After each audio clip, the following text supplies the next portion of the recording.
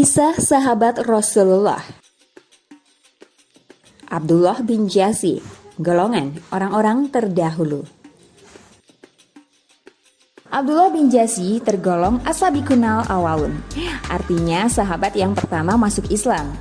Abdullah bin Jasi adalah putra bibi Rasulullah, Umaymah binti Abdul Muthalib. Ia juga ipar Rasulullah karena istri beliau, Zainab binti Jasi, adalah adik Abdullah bin Jasi.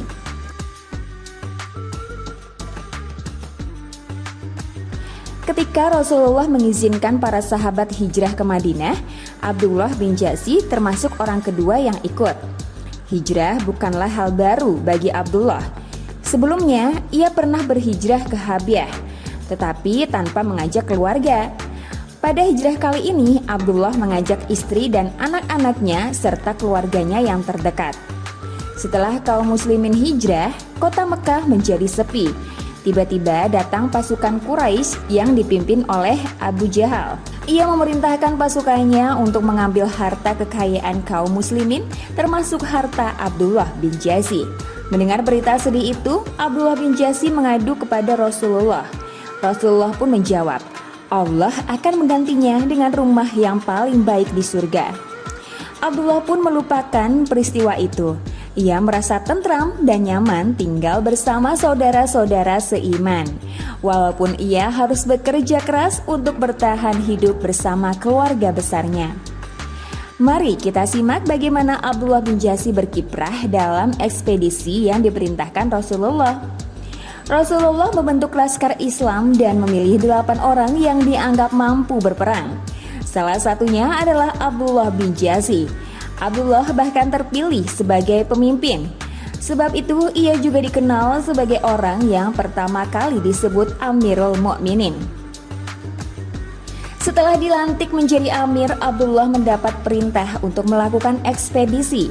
Dalam ekspedisi ini, Abdullah diberi surat yang boleh dibuka usai menempuh 2 hari perjalanan. Sesuai dengan instruksi Rasulullah, Abdullah membuka surat tersebut dan membacanya. Bila kamu membaca surat ini, teruskanlah perjalananmu ke arah Mekah. Berhentilah di antara Taif dan Mekah.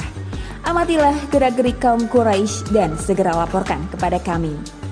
Sesudah membaca surat tersebut, Abdullah dan pasukannya meneruskan perjalanan. Setibanya di Nakhlah, mereka mempersiapkan pos pengintaian. Tiba-tiba dari kejauhan terlihat serombongan kabilah membawa dagangan seperti kulit dan anggur.